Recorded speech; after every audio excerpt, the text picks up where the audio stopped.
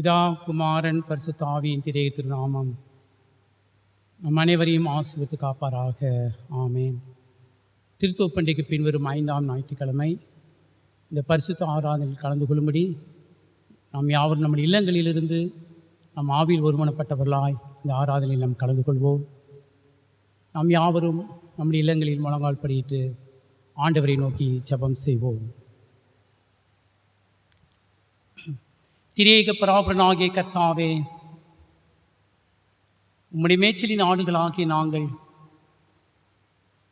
உம்மை போற்றி துதித்து உம்முடைய திருவசனத்தை கேட்டு அதன் மூலமாக எங்கள் ஆத்தும பசி தாகத்தை தீர்த்து கொள்ளும்படி இங்கே கூடி வந்திருக்கிறோம். உம்முடைய ஊழியக்காரர் உம்முடைய சத்திய வசனத்தை எங்களுக்கு தைரியத்தோடு எடுத்து பிரசங்கிக்கவும் அதை நாங்கள் மனமாற ஏற்றுக்கொண்டு உம்முடைய பிள்ளைகளாய் வாழ்ந்து இந்த உலக வாழ்க்கையிலே நாங்கள் நித்திய ஜீவனை சுதந்திருப்பதற்கு எங்களை தகுதிப்படுத்திறலும். இந்த ஆராதனையில் கர்த்தாவே நீர் பிரசனமாயிரும். நாங்கள் எங்கள் இல்லங்களிலிருந்துமே ஆராதித்தாலும் எங்கள் இல்லங்களெல்லாம் உடைய பரிசுத்த ஆலயமாக மாறி எங்கள் இல்லங்களிலே பரிசுத்தாவின் பிரசனத்தினால் நீ நிரப்பி இந்த ஆராதனைகளுக்கு ஆசீர்வதித்து கொடுக்க வேண்டும் என்று உடைய பொற்பாதத்தை பணிந்து செபிக்கிறோம் ஜீவனுள்ள பிதாவே. ஆமேன். திருத்தூதர் பண்டிகைக்கு பின்வரும் 5ஆம் ஞாயிற்றுக்கிழமை இந்த ஆராதனைக்கு ஆரம்பமாகவும் ஆண்டவருடைய நாமத்து மகிமை உண்டாகவும் 141ஆம் கீர்த்தனையை பாடி கர்த்தரை துதிப்போம். கீர்த்தனை 141. ஒருபோதும் மறவாத உண்மை பிதாய் இருக்க உனக்கு என்ன குறை மகனே. 141ஆம் கீர்த்தனை நாம் யார் உணர்ந்து பாடி கர்த்தரை துதிப்போம்.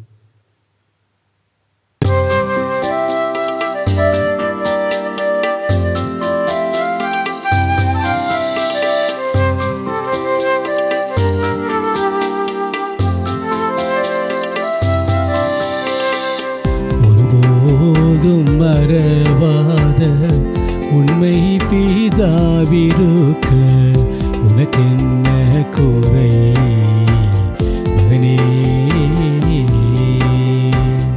சிறுவன் தோட்டுனையோரு செல்ல பிள்ளை போல் காத்த சிறுவன் தோட்டுனையோரு செல்ல பிள்ளை போல் காத்த உரிமை தந்தை என்றென்றும் உயிரோடிருப்பார் உண்மை. உரிமை தந்தை என்றென்றும் உயிரோடிருப்பார் உண்மை. ஒருபோதும் மறவாத உண்மை பிதாவிருக்க உனக்கென்ன குறை மகனே.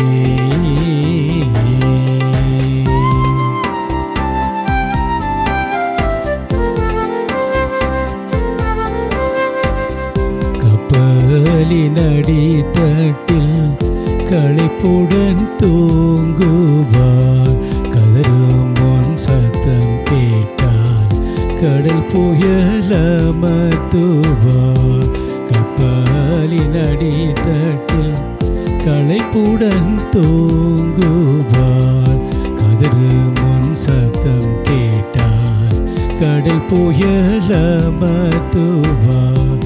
எப்பெரிய போரிலும் ஏற்ற ஆயுதமிவான். எப்பெரிய போரிலும் ஏற்ற ஆயுதமிவான். ஏழை பிள்ளை எல்லாருக்கும் ஏற்ற தந்தை நான் என்பான். ஏழை பிள்ளை எல்லாருக்கும் ஏற்ற தந்தை நான் என்பான். ஒருபோதும் மறவாத உண்மை பிதாவிருக்க உனக்கென்ன குறை மகனே.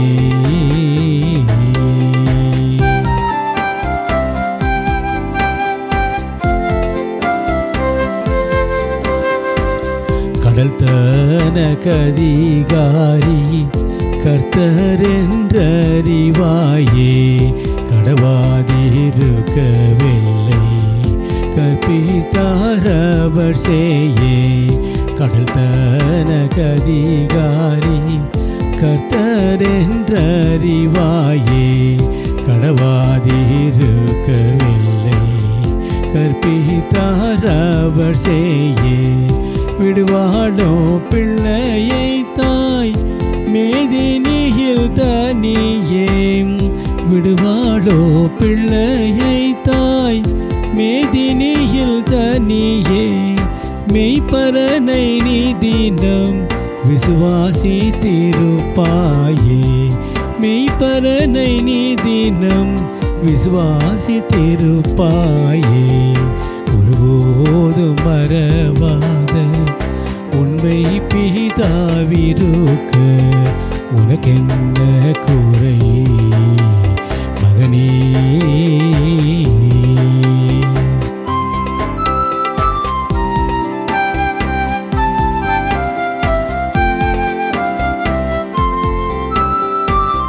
உன்னாசை விசுவாசம் ஜபமும் வீணாகுமா. உறக்கமில்லாதவர் கண் உன்னை விட்டொழியுமா. உன்னாசை விசுவாசம் ஜபமும் வீணாகுமா. உறக்கமில்லாதவர் கண் உன்னை விட்டொழியுமா. என் நிலமிதிலுன என்ன வந்தாலும் சும்மா. என் நிலமிதிலுன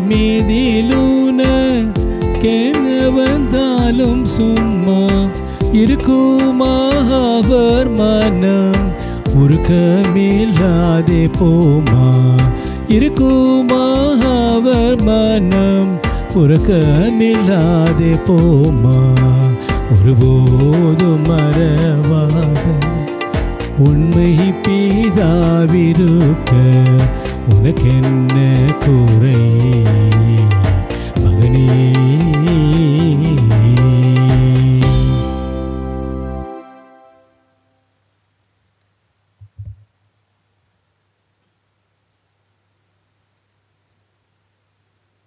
திருத்தோப்பண்டிக்கு பின்வரும் 5ஆம் ஞாயிற்கான சங்கீதத்தை நாம் முறையாக வாசிக்க நாம் யாவரும் ஒப்புக் கொடுப்போம்.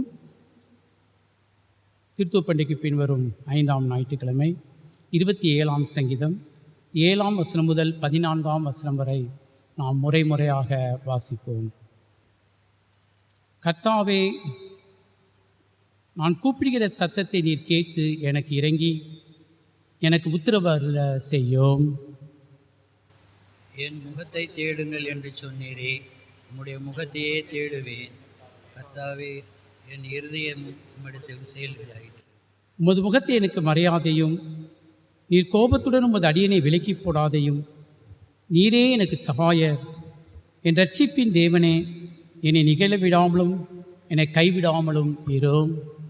என் தகப்பனும் என் தாயும் என்னை கைவிட்டாலும் கர்த்தர் என்னை சேர்த்து கொள்ளுவார்.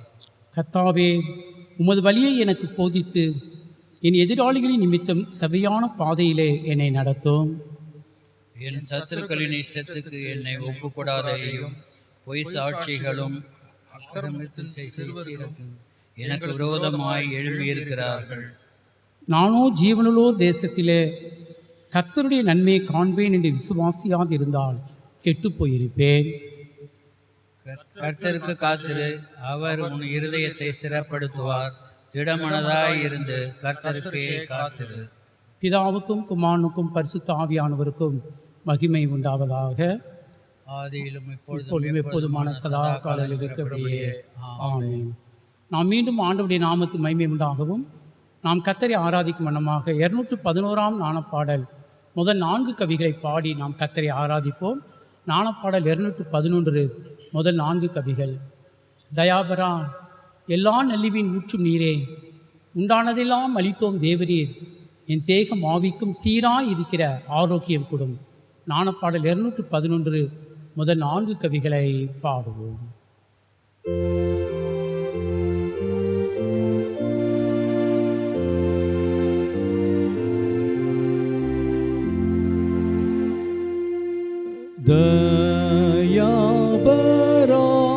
தயாபராயலாம் நலிவேன் ஊற்றும் நீரே, ஓடானதையெல்லாம்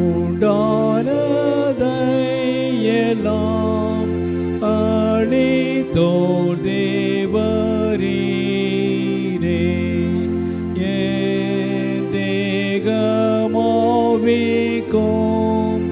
என் மனசாட்சிக்கும் சீராயிரோக்கிற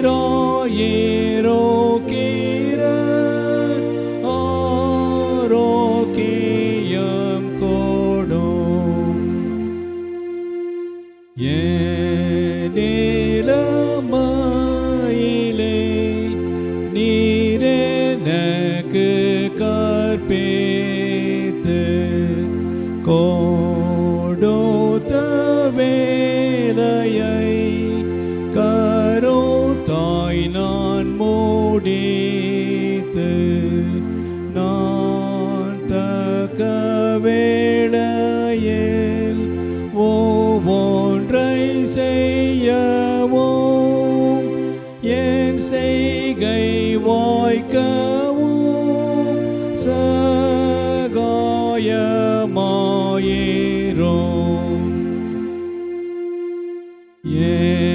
எப்போதும் ஏற்றதை நான் வசனிப்பேனாக வீண் பேச்சு நாவிலே வராதிருப்பதாக என் உத்தியோகத்தில் நான் பேச வேண்டிய இடரற்ற சொல்லை பலப்படுத்துக.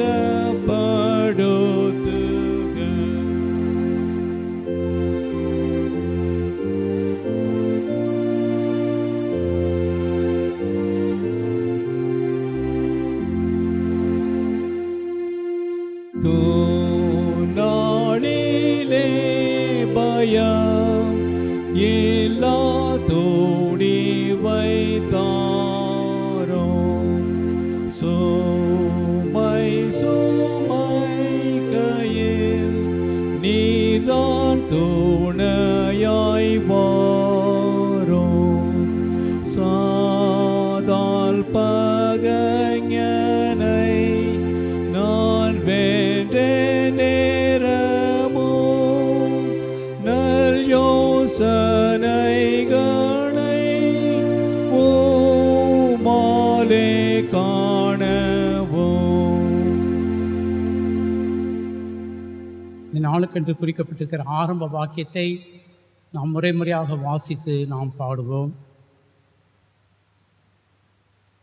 அது நமது ஞானப்பாட்டு புஸ்தகம் பின்புறத்திலே 36ஆம் பக்கத்தில் இருக்கிறது. திருத்துவ பண்டிகைக்கு பின்புறம் 5ஆம் ஞாயிறுக்கான ஆரம்ப வாக்கியத்தை முறையாக வாசித்து நாம் பாடுவோம்.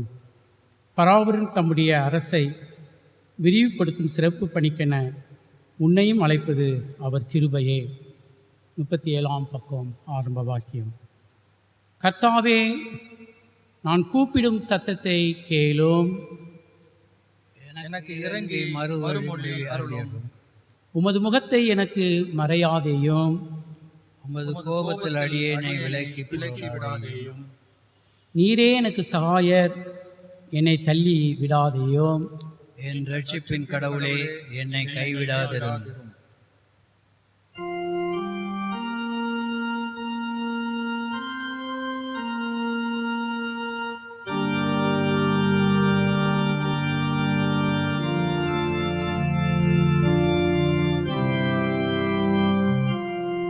பராபரனே, நான் கூப்பிடும் சத்தத்தை கேளோ. எனக்கு இறங்கி மறுமொழி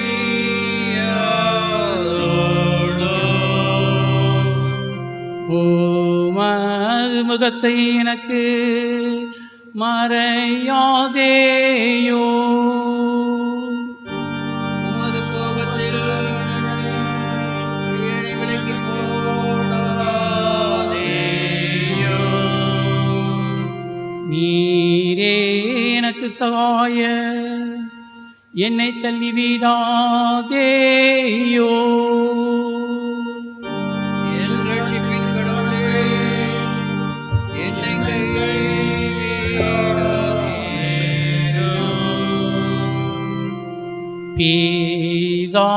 பிதாவுக்கும் குமாரனுக்கும் பரிசுத்தாவிக்கும் மகிமை உண்டாவதாக.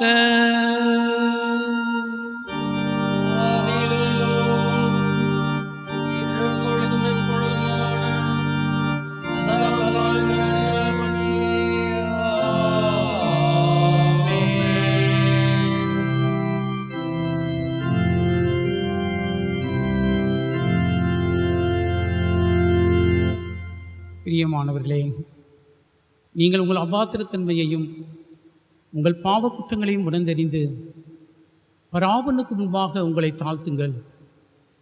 அவரிடத்திலே சகாயத்தையும் மன்னிப்பையும் கிருபையும் தேடி ஆயக்காரனைப் போல் பராபரனே பாவிகளாக எங்கள் பேரில் கிருபை உள்ளவராகும் என்று சொல்லி நாம் யாவரும் நம் நிலங்களில் முழங்கால் படியிட்டு அவருடைய கிருபைக்காக கெஞ்சி மன்றாடுவோம். பாருங்கள்.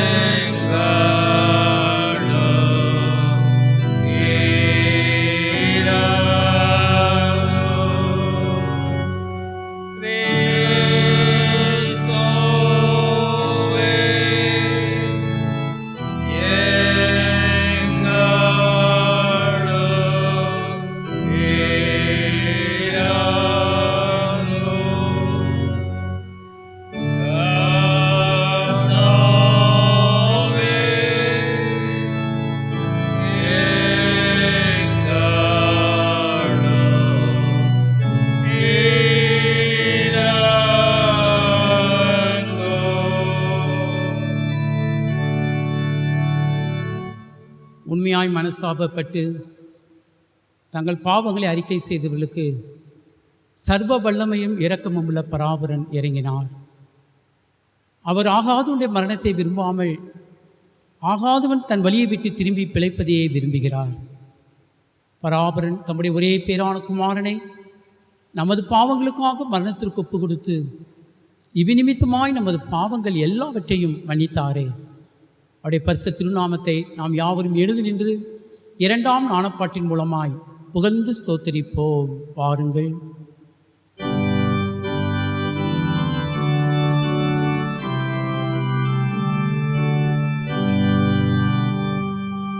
உன்னதங்களில் இருக்கிற பராபரனுக்கு மகிமாயோ, பூமியிலே சமாதானமோ, மனிதர் பேரிலே பிரியாமும் உண்டாவதாக.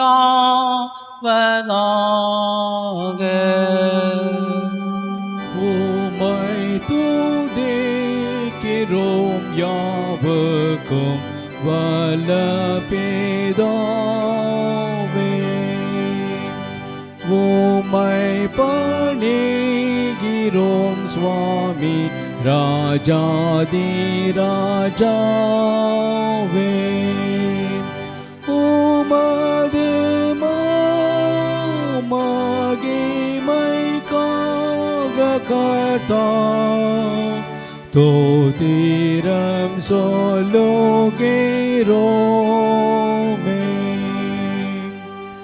கிறிஸ்தே இரங்கும் குமாரனே கடன் செலுத்தி லோகத்தின் பாவத்தை நீக்கிடும் தேவாட்டு கோட்டி எங்கள் மனோ கேளோம் பிதாவினது ஆசன தோழாயிரங்கும்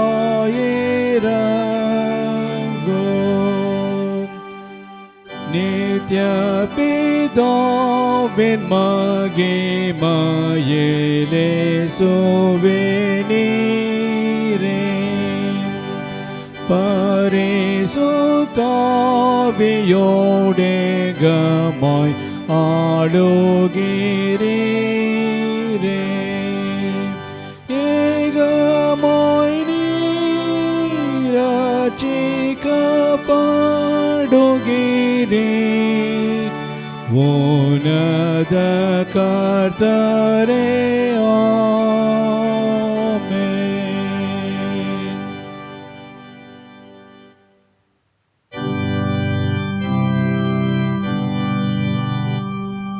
கர்த்தரானவர் உங்களோடு இருப்பாராக.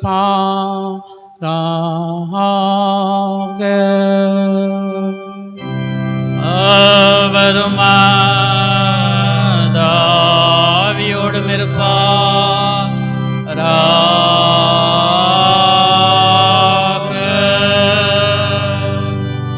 கர்த்தரை நோக்கி ஜெபம் செய்வோமாக.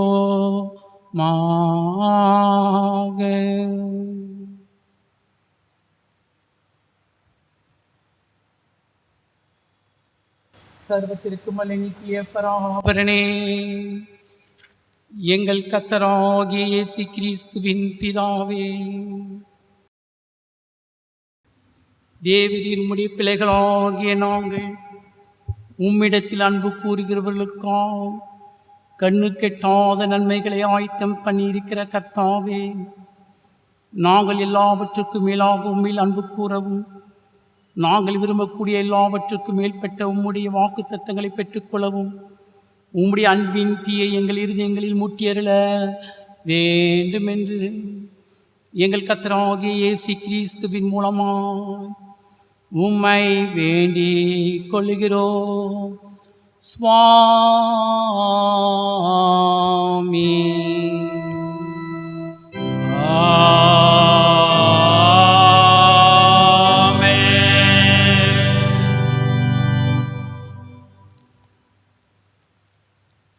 கிறிஸ்துவ பண்டிகைக்கு பின்வரும் 5ஆம் ஞாயிற்றுக்கிழமையில் வாசிக்கும்படியாக கொடுக்கப்பட்டிருக்கிற பழைய ஏற்பாட்டு பகுதியை வாசிக்க நாம் கவனத்துடன் கேட்போம். அது எரேமியா தீர்க்கதரிசியின் புஸ்தகம் 16ஆம் அதிகாரம் 14ஆம் வசனம் முதல் 21ஆம் வசனம் வரை வாசிக்க நாம் கவனத்துடன் கேட்போமாக. ஆதலால் இதோ நாட்கள் வரும், அப்பொழுது இஸ்ரவேல் புத்திரர் எகிப்து தேசத்திலிருந்து வரப்பண்ணின கர்த்தருடைய ஜீவனை கொண்டு இனிமேல் சத்தியம் பண்ணாமல் இஸ்ரவேல் புத்திரரை வட தேசத்திலும் தாம் அவர்களை துரத்திவிட்டு எல்லா தேசங்களிலும் இருந்து வரம் பண்ணின கர்த்தருடைய ஜீவனை கொண்டு சத்தியம் பண்ணுவார்கள். நான் அவர்கள் பிதாக்களுக்கு கொடுத்த அவருடைய தேசத்துக்கு அவர்களை திரும்ப வர பண்ணுவேன் என்று கர்த்தர் சொல்லுகிறார். இதோ நான் மீன் பிடிக்கிற அநேகரை அழைத்து அனுப்புவேன், இவர்கள் அவர்களை பிடிப்பார்கள். அதற்கு பின் வேட்டைக்காரனாகிய அநேகரை அழைத்து அனுப்புவேன், இவர்கள் அவர்களை எல்லா மலையிலும் எல்லா குன்றுகளிலும் கண்மலைகளின் வெடிப்புகளிலும் வேட்டையாடுவார்கள். என் கண்கள் அவருடைய எல்லா வழியின் மேலும் நோக்கமாய் இருக்கிறது, அவர்கள் என் முகத்துக்கு முன்பாக மறைந்து இருக்கிறதில்லை. அவருடைய அக்கிரமம் என் கண்களுக்கு முன்பாக மறைந்து இருக்கிறதும் இல்லை.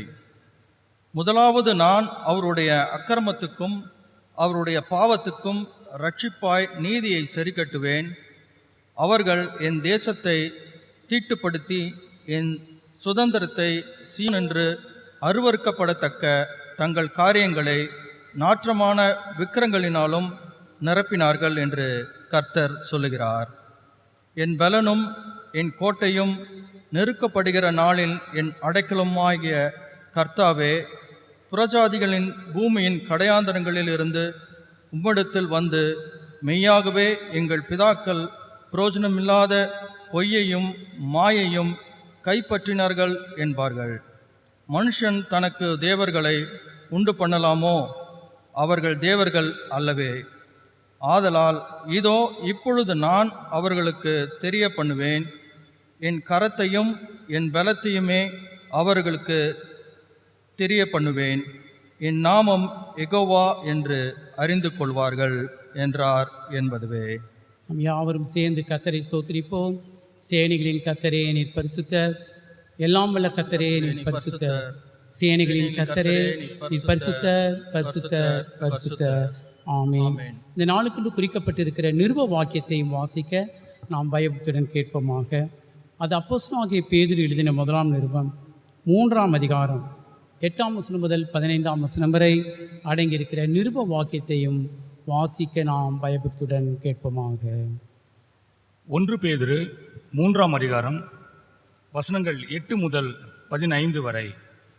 மேலும் நீங்கள் எல்லோரும் ஒருமனப்பட்டவர்களும் இரக்கம் உள்ளவர்களும் சகோதர சிநேகம் உள்ளவர்களும் மன உருக்கம் உள்ளவர்களும் இணக்கம் உள்ளவர்களுமாயிருந்து தீமைக்கு தீமையையும் உதாசனத்துக்கு உதாசனத்தையும் சரிக்கட்டாமல் அதற்கு பதிலாக நீங்கள் ஆசீர்வாதத்தை சுதந்திரித்துக் கொள்ளும்படி அழைக்கப்பட்டிருக்கிறவர்கள் என்று அறிந்து ஆசீர்வதியுங்கள். ஜீவனை விரும்பி நல்ல நாட்களை காண வேண்டும் என்றிருக்கிறவன் பொல்லாப்புக்கு தன் நாவையும் கபடத்துக்கு தன் உதடுகளையும் விலக்கி காத்து பொல்லாப்பை விட்டு நீங்கி நன்மை செய்து சமாதானத்தை தேடி அதை பின்தொடர கடவன். கர்த்தருடைய கண்கள் நீதிமான்கள் மேல் நோக்கமாயிருக்கிறது, அவருடைய செவிகள் அவர்கள் வேண்டுதலுக்கு கவனமாயிருக்கிறது. தீமை செய்கிறவர்களுக்கோ கர்த்தருடைய முகம் விரோதமாயிருக்கிறது. நீங்கள் நன்மையை பின்பற்றுகிறவர்களானால் உங்களுக்கு தீமை செய்கிறவன் யார்? நீதி நிமித்தமாக நீங்கள் பாடுபட்டால் பாக்கியவான்களாய் இருப்பீர்கள். அவர்களுடைய பயமுறுத்தலுக்கு நீங்கள் பயப்படாமலும் கலங்காமலும் இருந்து கர்த்தராகிய தேவனை உங்கள் இருதயங்களில் பரிசுத்தம் பண்ணுங்கள்.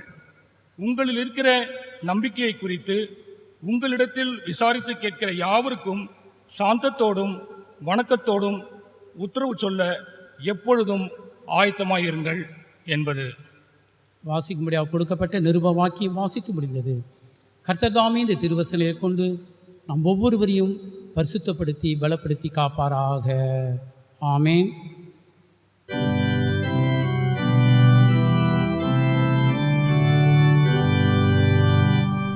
கர்த்தர் நல்லவரும் இக்கட்டு நாளிலே அரணான கோட்டையுமாயிருந்து தம்மை நம்புகிறவர்களை அறிந்திருக்கிறார். கர்த்தரை தன் நம்பிக்கையாய் வைத்திருக்கிற மனுஷன் பாக்கியவான்.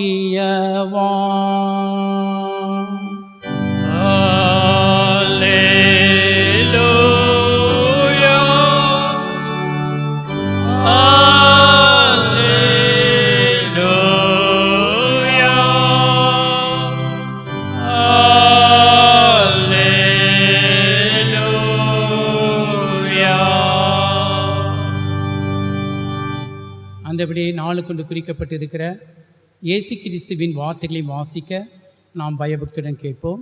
அது பரிசுத்த லூக்கா என்பது சுவிசேஷம் 5ஆம் அதிகாரம் 1ஆம் வசனம் முதல் 11ஆம் வசனம் வரை அடங்கியிருக்கிற இயேசு கிறிஸ்துவின் வார்த்தைகளை வாசிக்க நாம் பயபக்தியுடன் கேட்போமாக. லூக்கா 5ஆம் அதிகாரம் முதல் 11 வசனங்களை நம்ம எல்லாரும் நம்முடைய இல்லங்களிலே எழுந்து நின்று நாம் வாசிக்க பயபக்தியுடன் கேட்போமாக. பின்னையும் சம்பவித்தது என்னவென்றால், கும்பு பராபுடைய வசனத்தை கேட்க அவரை நெருங்கி நிற்கையில் இயேசு கனசத்திலே சிறு கடலிலே நின்றிருந்து கடற்கரையில் 2 படகுகளை நிற்க கண்டார். மீன் பிடிக்கிறவர்கள் அவைகளை விட்டு இறங்கி வலைகளை அலசி கொண்டிருந்தார்கள். அப்பொழுது அந்த படகுகளில் ஒன்றுக்குள்ளே ஏறினார். அது சீமோனுடையதாக இருந்தது. அதை கரையிலிருந்து சற்றே தள்ள இயேசு அவனை வேண்டிக் கொண்டு அந்த படகில் உட்கார்ந்திருந்து கும்புகளை போதகம் பண்ணினார். வசனித்து முடித்த பின்பு இயேசு சீமோனுடனே, நீ ஆழத்திலே தள்ளி கொண்டு போய் மீன் வேட்டைக்கு உன் வலைகளை தாழ விடுங்கள் என்றார். சீமோன் இயேசுவுக்கு பிரதியுத்தாரமாக, ஐயரே, ராம் முழுவதும் நாங்கள் பிரயாசப்பட்டும் ஒன்றும் பிடித்ததில்லை, ஆகிலும் உம்முடைய வார்த்தையின்படியே வலையை தாழ விடுவேன் என்றான். அவர்கள் இப்படி செய்து ஏராளமான மீன்களை சேர்த்து கொண்டார்கள். அவர்கள் வலையோ அது வெளியில் கிழிந்தது. அப்பொழுது வேறு படகில் இருந்த பங்காளிகள் வந்து தங்களுக்கு ஒத்தாசை பண்ண அவர்களுக்கு சைகை காட்டினார்கள். அவர்கள் வந்து 2 படகுகளையும் அமிழத்தக்க பாரமாக நிரப்பினார்கள். ஆனால் சீமோன் பேதுரு இதை கண்டு இயேசுவின் முழங்காலண்டை விழுந்து, ஆண்டவரே, என்னை விட்டு புறப்படும், ஏனென்றால் பாவியான மனுஷனாய் இருக்கிறேன் என்றான். ஏனெனில் அகப்பட்ட மீன் வேட்டை நிமித்தமாய் அவனுக்கும் அவனோடு கூட இருந்த யாவருக்கும் திகைப்பு உண்டாயிற்று. சீஷருக்கு கூட்டாளிகளான சீமோனின் கூட்டாளிகளான செபதேவின் குமாரராகிய யாக்கோவுக்கும் யோவானுக்கும் அந்தப்படி தானே. அப்பொழுது இயேசு சீமோனுடனே, பயப்படாதே, இது முதல் நீ மனிதனை பிடிக்கிறவனாய் இருப்பாய் என்றார். அவர்கள் படகுகளை கரையில் தட்ட வைத்து எல்லாவற்றையும் விட்டுவிட்டு இயேசுவுக்கு பின் சென்றார்கள் என்பது.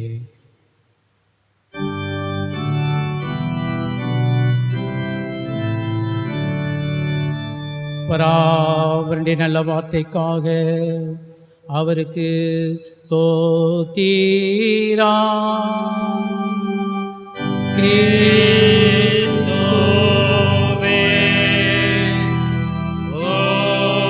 உமக்கு ஸ்தோத்திரம்.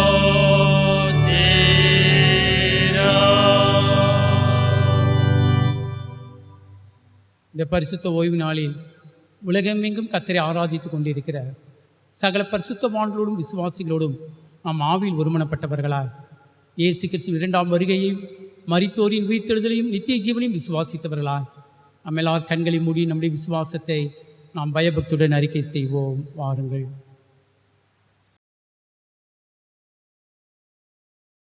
பரலோகத்தையும் பூலோகத்தையும் படைத்த சர்வத்திற்கு வல்லபிதாவாகிய பராபரனை விசுவாசிக்கிறேன்.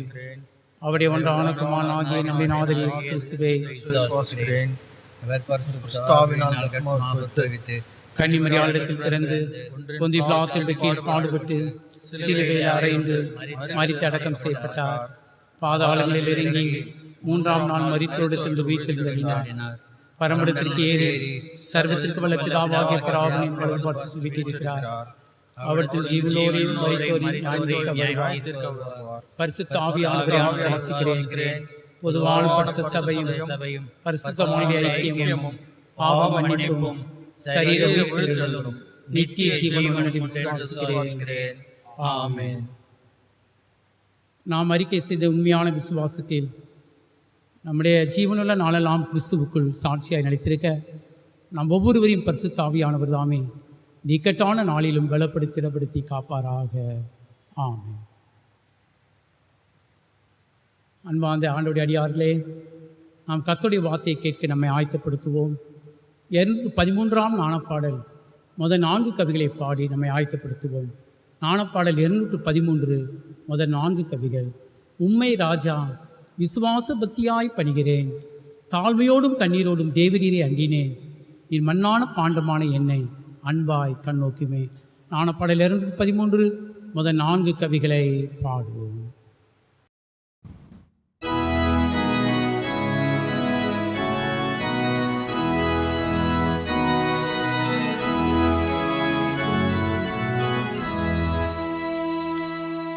உம்மை ராஜாவே சுவாச பக்தியாய் பணிகிறேன், தாழ்மையோடும் கண்ணீரோடும் தேவரீரையண்டினேன், நீர்மணான பாண்டமான ஏனையன்பாய் பாரோமே. என்னை சுத்த சீர்படுத்த ராட்ச பண்ணும் கர்த்தரே, என்னை சொந்த ஆடாய் கொண்ட மேய்ப்பரான உம்மையே சேர்வேனாக நீரன்பாக என்னை பாரும் இயேசுவே. எங்களோடும் பணிவோடும் என்னுடைய ஆத்துமா வாயும் நெஞ்சும் கூவி கெஞ்சும் சத்தம் கேட்டேன் சஞ்சலம், தீர்ப்பீராக நீரன்பாக என்னை பார்த்தால் பாக்கியம்.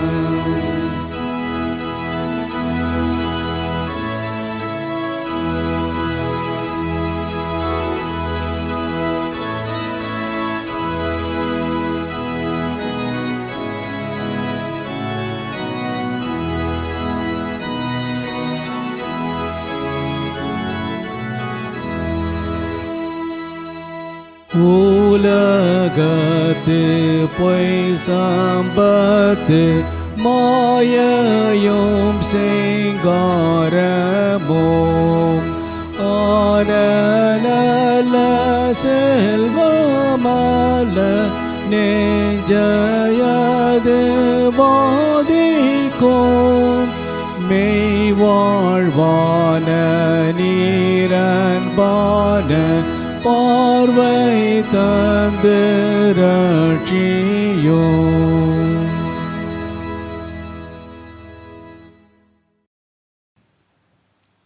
நம்முடைய ஆண்டவராகிய கர்த்தரிடமிருந்தும் பிதாவாகிய தேவனிடமிருந்தும் நீங்கள் கர்த்தராகிய இயேசு கிறிஸ்துவை அறிகிற அறிவினால் உங்கள் அனைவருக்கும் கிருபையும் சமாதானமும் உண்டாவதாக. ஆமென். நாம் யாவரும் கர்த்தரை நோக்கி ஜெபம் செய்வோம்.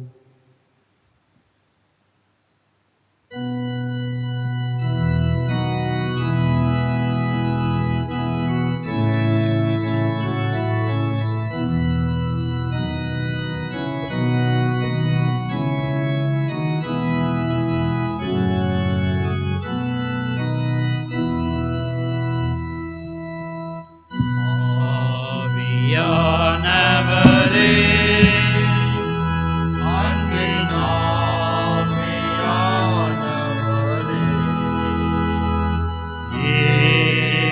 இப்போவாரும் இறங்கி வாரும் எங்கள் மத்தியிலே.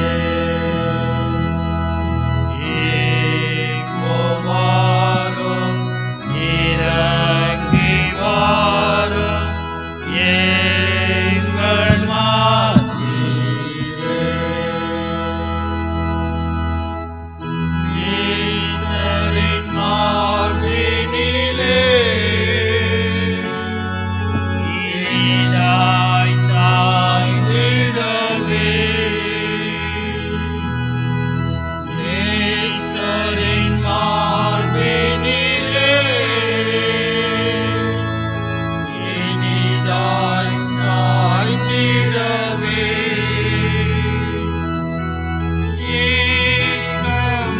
ஈக்கமுற்றேன் விரும்பி வந்தேன் உந்தன் பாதத்திலே. அல்லேலூயா. ஈக்கமுற்றேன் விரும்பி வந்தேன் உந்தன் பாதத்திலே.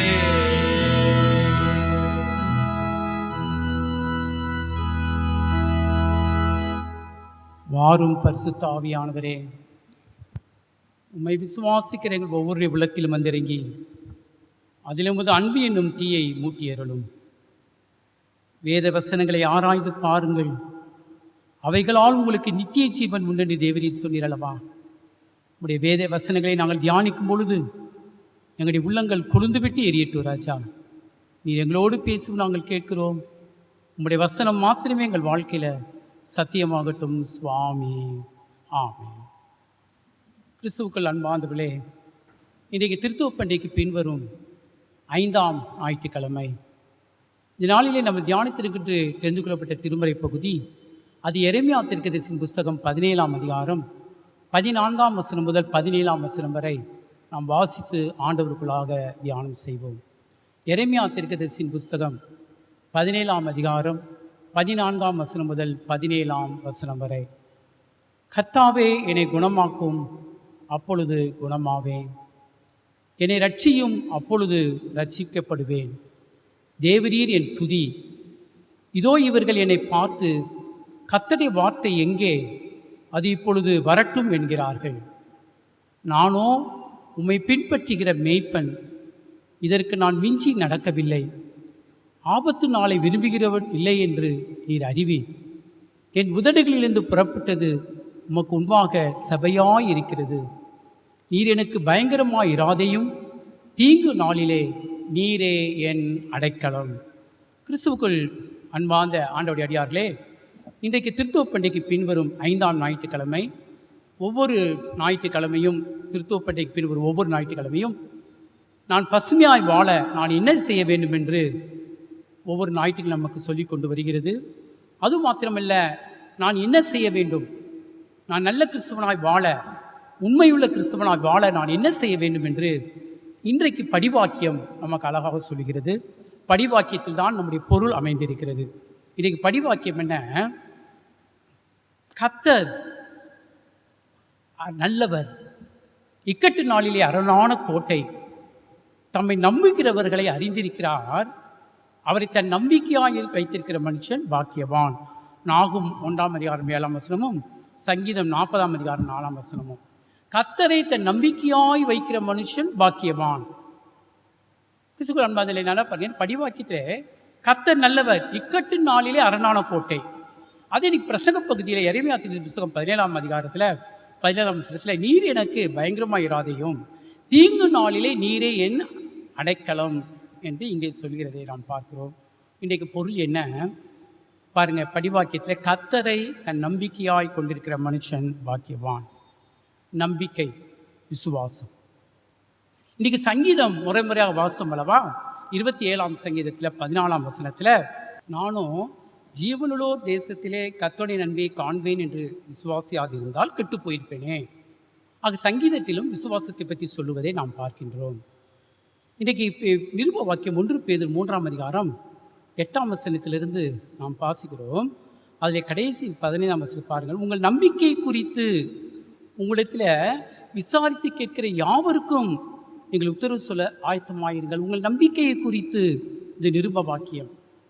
இன்றைக்கி சுவிசேஷ வாக்கியத்தில் பேதுருடைய நம்பிக்கையை நாம் பார்க்கிறோம் அல்லவா? இயேசுவே, ராம் முழுவதும் ஐயரே, நாங்கள் முயற்சி செய்து ஒரு மீன் கிடைக்கவில்லையே, ஆயினும் வார்த்தையின்படியே நான் வலையை போடுகின்றேன். இது பேதுருடைய விசுவாச வார்த்தை.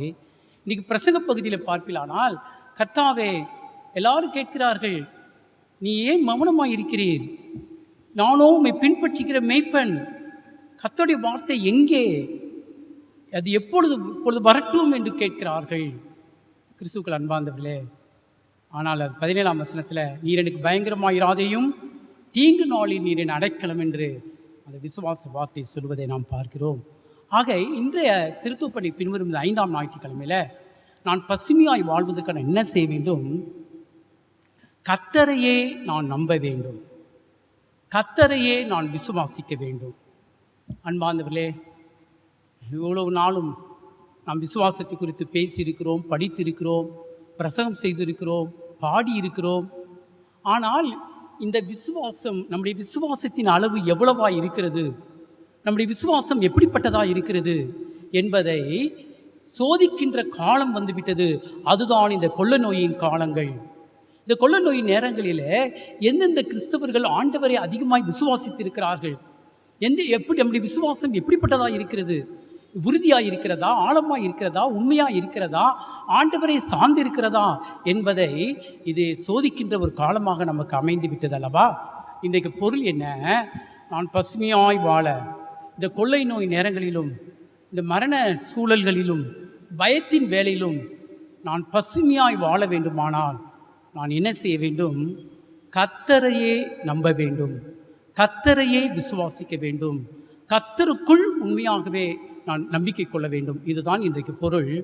கர்த்தரையே விசுவாசிக்க வேண்டும். இதை பொருளாக கொண்டு ஒரு சில தலைப்புகளிலே தியானம் செய்வோம். ஆக பொருள் என்ன? கர்த்தரையே நம்பு, கர்த்தரையே விசுவாசி, கர்த்தரையே நம்பிக்கையாக வைத்துக்கொள். அதுதான் இன்றைக்கு பொருள். ஆக இது பொருளாக கொண்டு முதலாவது, ஒன்றுமே கிடைக்கவில்லை என்றாலும் நீ விசுவாசிப்பாயா? ஒன்றுமே கிடைக்கவில்லை என்றாலும் நீ விசுவாசிப்பாயா? இன்றைக்கி பிரசங்க பகுதியில், இன்றைக்கி சுவிசேஷ பகுதியில் லூக்கா 5ஆம் அதிகாரம் முதல் 11 வசனங்கள் எல்லாருக்கும் தெரிந்த ஒரு பகுதி. ஒன்றுமே கிடைக்கவில்லை என்றாலும் விசுவாசிப்பாயா? இன்றைக்கி பேதுருடைய சூழல் நீ யோசித்து பாருங்க. ராவெல்லாம் முயற்சி செய்தும் ஒரு மீன் கூட கிடைக்கவில்லை. தன் உழைப்பு வீணாய் போய்விட்டது. கூலி ஆட்களுக்கு கூலி கொடுக்க வேண்டும், வீட்டிற்கு சாப்பாடு வேண்டும். ஒன்றுமே இல்லாமல் கடற்கரையில் வந்து நின்று வலைகளை அலசி கொண்டிருந்த பேதுருவின் நிலைமை, வறுமை.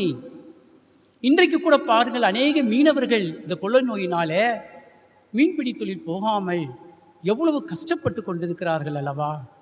தங்கள் குடும்பமும் கஷ்டப்படுகிறது, பிள்ளைகள் கஷ்டப்படுகிறார்கள், தன்னை நம்பி வேலை செய்கிறவர்களும் கஷ்டப்படுகிறார்கள். அதே சூழல் தான் அன்றைக்கு பேதுருவுக்கு இருந்தது. ராவெல்லாம் முயற்சி செய்தும் ஒரு மீன் கூட கிடைக்கவில்லையே என்று சொல்லி வலையை அலசி கொண்டிருக்கிறார். இப்போ என்ன வலையை அலசி கொண்டு என்ன அர்த்தம்? கடற்கரைக்கு படகு போனாது நிறுத்தியாச்சு. அவ்வளோ ஈஸியாலாம் படகு போனாது கடற்கரையில் நிறுத்த முடியாது. ஒவ்வொரு அலைகள் அடிக்கும்போது தள்ளி தள்ளி கொண்டு வந்து கரையில் நிறுத்தியாச்சு. ரொம்ப கஷ்டம். அவ்வளோ பெரிய வலைகளெல்லாம் எடுத்து அலசி கொண்டு ஆயிடுச்சு, முடிஞ்சிருச்சு. இப்போ வீட்டுக்கு போகணும். ஒன்றுமே இல்லை என்றாலும், ஒன்றுமே கிடைக்கவில்லை என்றாலும் நீ கர்த்தரை நம்புவாயா?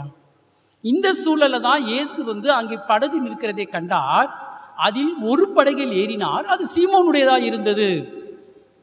It was empty. ஆண்டவர் அதில் ஏறினார். வெறுமையான படகிலே இயேசு ஏறினார். ஒன்றுமே கிடைக்கவில்லை என்றாலும் நீ விசுவாசிப்பாயா? இன்றைக்கு பேதுருடைய அனுபவம் நம்முடைய வாழ்க்கையில் அநேக நேரங்களில் வருகிறது அல்லவா? நாம் எடுக்கிற எல்லா முயற்சிகள், நாம் செய்கிற ஒவ்வொரு காரியங்களிலும் சில நேரங்களில் தோல்விகள் வந்து விடுகிறது அல்லவா? வெறுமையான ஒரு சூழல். அந்த சூழலிலும் பிரியமானவர்களே, நாம் கர்த்தரை நம்புகிறவர்களாக காணப்படுகிறோமா? ஒன்றுமே கிடைக்கவில்லை என்றாலும் நாம் இயேசுவை நம்புவோமா?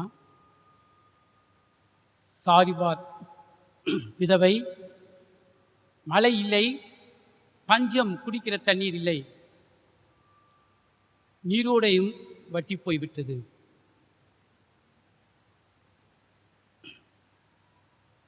ஆனால் அவள் கைம்பெண், ஒரே மகன், அவருடைய விசுவாசம் இன்றைக்கு உங்களுக்கும் எனக்கும் அறைகூவலாக இருக்கிறது அல்லவா? நாளைக்கு தானும் தன் பிள்ளையும் சாப்பிட்டு உயிரை விட வேண்டும். அந்த சூழலிலும் அவள் தீர்க்கதரிசி எலியா கேட்டபொழுது அவளுக்கு கொடுத்தாள். விசுவாசம் என்பது பிரியமானவர்களே, பேசுவதற்கு எளிது, சொல்லுவதற்கு எளிது. நம்முடைய வாழ்க்கையில கஷ்டம் வருகின்ற பொழுது, வெறுமை வருகின்ற பொழுது, ஒன்றுமில்லாத ஒரு சூழல் வருகின்ற பொழுது அந்த இயேசுவை நம்புகிற நம்பிக்கை இருக்கிறதே, அதுதான் உன்னதமான நம்பிக்கை, அதுதான் விடுதலையின் நம்பிக்கை. அந்த சூழலிலும் கூட அவள் கர்த்தரை நம்பினாள். இன்றைக்கு பிரியமானவர்களே, நாம் மார்க் எழுதின சுவிசேஷம் 5ஆம் அதிகாரத்தில் யவீரு தலைவன் இயேசுவிடத்தில், அப்பா, என் மகள் சாக போகிறாள், சீக்கிரம் வாரும், நீ கை வைத்தால் என் மகள் பிழைப்பாள். ஓடி வருகிறான். உடனே இயேசு சரி வா போகலான்னு போறாரு. இப்போ அவனுடைய மனநிலை எப்படி இருக்கும்? யவீரு, இயேசு சீக்கிரம் வரணும், சாவத்துக்குள்ளே போகணும், சாவத்துக்குள்ளே என் மகள் மீது கையை வைக்கணும், துடித்து கொண்டிருக்கிற தகப்பனின் உணர்வு. ஆனால் போகிற வழியிலே ஒரு சம்பவம். அது 18 ஆண்டுகள் கூனியாக இருக்கிற அவள் இயேசுவை தொடுகிறாள். உடனே அவள் விடுதலை பெறுகிறாள். அங்கே நின்று இயேசு பேசி கொண்டிருக்கிறார். இவ்வளோ துடித்து கொண்டிருக்கிறான், என் மகள் சாகப் போகிறாள், சாகப் போகிறாள், சாகப் போகிறாள். யவீரு வீட்டிலிருந்து வந்துட்டாங்க ஆட்கள்லாம். போதகரை வருத்தப்படுத்தாதே, உன் மகள் செத்து போய்விட்டாள். அந்த சூழலை யோசித்து பாருங்கள். தன் மகள் செத்து போய்விட்டாள் என்ற செய்தி வந்தது. ஆனால் இயேசு சொன்னார், யவீருவே, பயப்படாதே, விசுவாசம் உள்ளவனாயிரு. பயப்படாதே, விசுவாசம் உள்ளவனாயிரு. ஒன்றுமே இல்லை என்றாலும் நீ நம்புவாயா? ஆனால் யவீரு நம்பினார். இயேசுக்கு பின்னே வந்தார். இயேசுக்கு வீட்டுக்கு கூட்டி வந்தார். மகள் மரித்து விட போதும் இயேசுவை நம்பினான். அதுதான் பிரியமானவர்களே, ஒன்றுமே இல்லை என்றாலும் நீ இயேசுவை விசுவாசிப்பாயா? இன்றைக்கி உங்கள் வாழ்க்கையிலும் என் வாழ்க்கையிலும் அப்படிப்பட்ட சூழ்நிலையிலே நாம் இருக்கிறோம் அல்லவா? என்ன இழந்தாலும், ஒன்றுமே இல்லை என்றாலும் நீயும் நானும் இயேசுவை விசுவாசிக்கிற அந்த விசுவாசம் நமக்குள்ளாக காணப்படுகிறதா என்பதை நாம் மறந்துவிடக்கூடாது. இன்றைக்கு நம்முடைய விசுவாசம் எப்படிப்பட்டதாக இருக்கிறது? இவ்வளவு நாளும் நம்முடைய பணத்தை நம்பியிருந்தோம், ஆழ்பலத்தை நம்பியிருந்தோம், பதவியை நம்பியிருந்தோம், உலகப்புறம் வாழ்ந்திருந்தோம். ஆனால் இந்த சூழலிலே இயேசுவை விசுவாசிக்கிற விசுவாசம் மாத்திரமே இந்த உலகத்தை ஜெயிக்கும், இந்த கொள்ளை நோயை ஜெயிக்கும் என்கிற அனுபவத்தை நாம் பெற்றிருக்கிறோம் அல்லவா? இன்னைக்கு எத்தனையோ பேர் வாழ்க்கையில பேதுருவை போல ஒரு மீன் கூட கிடைக்காமல் வலைகளை அலசி கொண்டு இருக்கிறார்கள், வெறுமையான படகிலே நின்று கொண்டு இருக்கிறார்கள். ஆனால் இயேசு சொல்கிறார், நீ ஒன்றுமே இல்லை என்றால் விசுவாசிப்பாயா? யவீருவே, உன் மகள் மரித்து போகலாம், ஆனால் பயப்படாதே, நீ விசுவாசம் உள்ளவனாய் என்கிற வார்த்தை நம்மிடத்தில் துணிக்கிறது அல்லவா? கிறிஸ்துக்கள் அன்பார்ந்தவர்களே, 179ஆம் ஞானப்பாடலை நாம் பாடப்போகிறோம். எல்லாரும் உணர்ந்து பாடுவோமா? உன்னதமாகிய என் கர்த்தரே, மெய் விசுவாசத்தை கொடுக்கிறவர் நீர்தாமே. இப்பொழுதும் நான் உம்மண்டை சேருவதற்கு அது எண்ணில் மிகவும் குறைவாயுள்ளதே. என் நம்பிக்கை எல்லாம் பலமில்லாதிருக்கும். என் விசுவாசத்தை பேய் மிகவும் தடுக்கும். மகா தயாபரா, என் விசுவாசத்தின் தீயை நீ ஊதி அருளும் என்று பக்தன் பாடுகிறாரே. நாம் இந்த சூழலிலே யாரை நம்பியிருக்கிறோம்? மருந்துகள், மருத்துவம், ஒருவேளை மருத்துவர்கள், நாம் வைத்திருக்கிற பணம் எல்லாம் நம்மை கைவிடுகிற சூழலில் இயேசுவை நீ நம்புவாயா? போ பேதுருவே, ஆழத்திலே வலை போடு. ஆண்டவரே, ராவெல்லாம் முயற்சி செய்தோம், எல்லாரும் சொல்லிவிட்டார்கள் இது நடக்காது, இந்த கொள்ளை நோய் போகாது, இந்த கொள்ளை நோய் அப்படி ஆகும் இப்படி ஆகும். ஆனால் இயேசு சொல்லுகிறார், உன் வலையை ஆழத்திலே போய் போடு. அதுதான் விசுவாசம். பிரியமானவர்களே, இன்றைக்கு உங்களையும் என்னையும் பார்த்து ஆவியானவர் கேட்கிறார், இன்னைக்கு நாம் விசுவாசிப்போமா? வெறும் வலையை அலைசி கொண்டிருக்கிறாயோ? வெறும் படகில் நின்று கொண்டிருக்கிறாயோ? உன் முயற்சி வீணாய் போய்விட்டதோ? கலங்காதே தேவச்சடமே, நீ ஆழத்தில் போய் வலையை போடு. மீண்டும் ஒரு விசை கர்த்தர் சொல்லுகிறார், அவருடைய வார்த்தையை நம்பு, அவருடைய வார்த்தைக்கு கீழ்ப்படி. நிச்சயமாகவே தேவன் அதிசயங்களை செய்ய வல்லவராயிருக்கிறார். சாத்ராக், மேஷாக், ஆபேத்நேகோவுடைய விசுவாசத்தை பற்றி சொல்லும் பொழுது அவருடைய விசுவாசம் எல்லாம் கர்த்தரை நோக்கி மாத்திரம் இருந்தது. இங்கே பக்கத்து அருகில் இந்த அக்கினியை பார்க்கவில்லை, நெருப்பை பார்க்கவில்லை, அதன் உஷ்ணத்தை பார்க்கவில்லை, அதன் வேதனையை உணரவில்லை. ஆனால் ஆவியானுடைய பிரசன்னத்தை உணர்ந்தார்கள், பரிசுத்த ஆவியுடைய வல்லமையை உணர்ந்தார்கள்.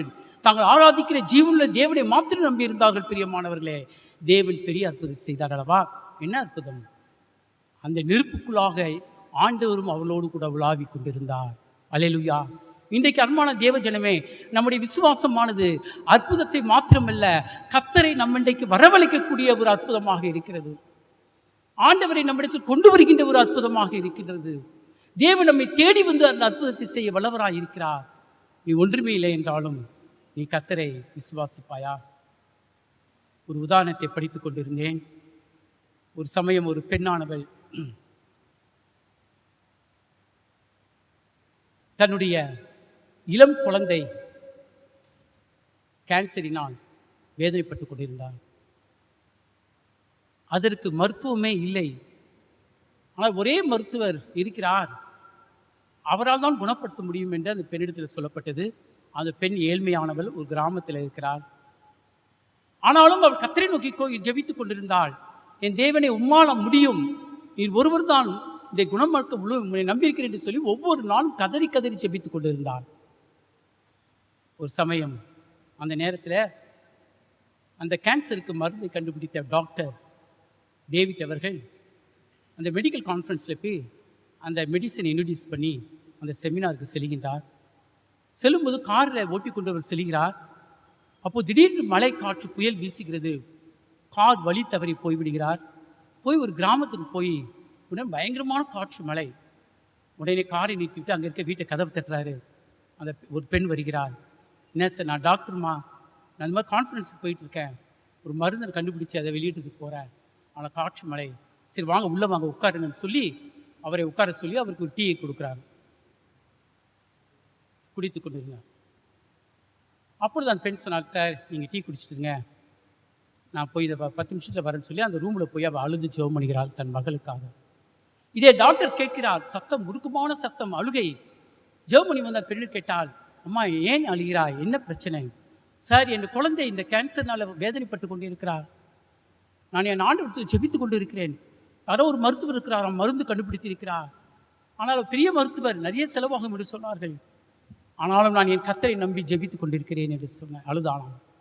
அவர் மருத்துவர் சொன்னாராம், நான் தாம்மா அந்த மருத்துவர், நான் தான் அந்த மருந்தை கண்டுபிடித்தேன், அவர் பேர் சென்று கொண்டிருக்கிறேன் என்று சொல்லி அந்த குழந்தையை தூக்கி கொண்டு தன்னை மருத்துவமனைக்கு வந்து சிகிச்சை அளித்து அந்த குழந்தையை காப்பாற்றினாராம். அன்பார்ந்த தேவ ஜனமே, இந்த சத்தத்தை கேட்கிற உங்கள் வாழ்க்கையில், எங்கள் வாழ்க்கையிலையும் பேதுருவை போல நான் வலையை அலசி கொண்டிருக்கலாம், வெறும் படகாய் திருப்பி கொண்டிருக்கலாம், என் வாழ்க்கையெல்லாம் நான் முயற்சி பண்ணி ஒன்றும் கிடைக்கவில்லை என்று நீ கதறி கொண்டிருக்கலாம். ஆவியானவர் சொல்கிறார், ஒன்றுமே இல்லை என்றாலும் நீ விசுவாசிப்பாயா? ஒன்றுமே இல்லை என்றாலும் நீ கர்த்தரை நம்புவாயா? அதுதான் விசுவாசம்.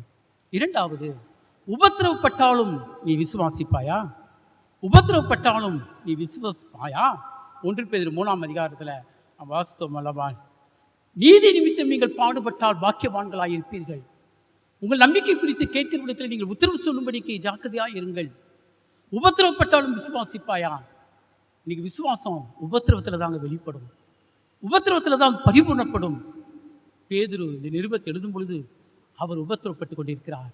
சிறைச்சாலையில் துன்பப்பட்டு கொண்டிருக்கிற பேதுரு நிருபத்தை எழுதுகின்ற பொழுது உங்களுடைய உபத்திரவம் அது மகிமை கொடுக்கிறதா இருக்கும். பொன்னானது தங்கமானது நெருப்பிலே புலம்பிடும் பொழுதுதான் அது பிரகாசிக்கும். உங்கள் நம்பிக்கை கேட்கிற விதத்தில் நீங்கள் பதில் சொல்லும்படிக்கு எச்சரிக்கையாக இருங்கள் என்று பவுல் சொல்கிறாரே. இரண்டாவது, உபத்திரவத்தில் நாம் கர்த்தரை விசுவாசிப்போமா? அன்பார்ந்த தேவஜனமே, நம்முடைய விசுவாசம் ஆசீர்வாதமான நேரத்தில் மாத்திரமல்ல, சந்தோஷமான நேரத்தில் மாத்திரமல்ல, நம்முடைய வாழ்க்கையில் உபத்திரவங்களும் கஷ்டங்களும் வருகின்ற போதும் நாம் இயேசுவை விசுவாசிப்போமா? இதை குறித்து ஒரு சில இல்லஸ்ட்ரேஷனை உங்களுக்கு சொல்ல விரும்புகின்றேன். ஒரு எஜமான் ஒரு அருமையான நாய்க்குட்டியை செல்லமாக வளர்த்தார். ஒரு நாள் தன் வீட்டில் உட்கார்ந்து டைனிங் டேபிளில் அவர் கேக்கெலாம் வெட்டி கத்தி எடுத்து வைத்து கொண்டு அந்த பிரெட்டெல்லாம் கட் பண்ணி சாப்பிட்டு கொண்டு இருக்கிறார். தன்னை செல்லமாய் வளர்க்குற நாய்க்குட்டியும் பக்கத்தில் உட்கார்ந்துருக்கிறார். திடீரென்று யாரோ காலிங் பெல் அழுத்த இவர் வெளியில் போய் கத்தியை எடுத்துக்கொண்டு அப்படியே எடுத்துகிட்டு போய் வெளியில் போய் பார்க்குறாரு. யாருன்னு பார்த்து அவங்கள்ட்ட பேசிகிட்டு இருக்கும்பொழுது அந்த நாய் என்ன செய்தது, எஜமானுடைய பிரெட்டை எடுத்து வாயை வச்சு சாப்பிட ஆரம்பிச்சிருச்சு. எஜமான் பார்த்தா கோபம் வந்து விட்டது. தான் கையில் இருக்க கத்தியை தூக்கி ஓங்கி அந்த நாய் மீது அடித்தார். அந்த நாயுடைய ஒரு கால் வெட்டப்பட்டு விட்டது, துண்டித்து ரத்தம் கொட்டுகிறது. அந்த நாய் என்ன செய்தது தெரியுமா? ரத்தம் கொட்ட கொட்ட அந்த கத்தியை தன் வாயில் கவ்விக்கொண்டு நொண்டி நொண்டி நடந்து வந்து எஜமான் பாதத்தில் கத்தியை வைத்து ஓ என்று அழுததாம். ஆத்துமாவே, அந்த நாய் தன் கால் வெட்டப்பட்டாலும் ரத்தம் சிந்தினாலும் தன் எஜமான் பாதத்திலேயே ஓடி வந்து சரணடைந்ததாம். நீ உபத்திரவப்பட்டாலும் விசுவாசிப்பாயா? உன் வாழ்க்கையில் என்ன கஷ்டங்கள் வந்தாலும், என்ன துன்பம் என்கிற கத்தி வந்தாலும், வியாதி என்கிற கத்தி வந்தாலும், பலவீனம் என்கிற கத்தி வந்தாலும், கைவிடப்பட்ட சூழல் என்கிற கத்தி வந்தாலும், அந்த கத்தியை தூக்கி கொண்டு அந்த எஜமான் பாதத்திற்கே நாம் ஓடி வரும் பொழுது, அந்த எஜமானை நாம் நம்பும் பொழுது, அந்த எஜமானை நாம் விசுவாசிக்கின்ற பொழுது, பிரியமானவர்களே, நமக்கு விடுதலை கிடைக்கும். அதுதான் உண்மையான நம்பிக்கை, உண்மையான விசுவாசம். உபத்திரம் வரும்போது இயேசு விட்டு போய்விடுகிறாயா? உபத்திரம் வரும்போது நீ இயேசுவை மறுதளித்து விடுகிறாயா? உபத்திரம் வருகின்ற பொழுது நீ சோர்ந்து போய் விடுகிறாயா? உபத்திரம் வருகின்ற பொழுது நான் மரிக்க வேண்டும் என்று நீ நினைக்கிறாயா? வேண்டாம், நீ இயேசு வண்டையே ஓடிவா. இன்னும் அவரை நம்பு, நிச்சயமாகவே அவர் பலப்படுத்துவார். பிரியமானவர்களே, சாது சுந்தர் சிங் பக்கா அவர் மிகவும் தீவிரமான சீக்கிய மதத்தை சேர்ந்தவர் அல்லவா? அவர் இயேசுவை ஏற்றுக்கொண்ட பிறகு அப்பா எதிர்த்தார்கள், வீட்டை விட்டு வெளியே விரட்டினார்கள் சாது சுந்தர் சிங்கை.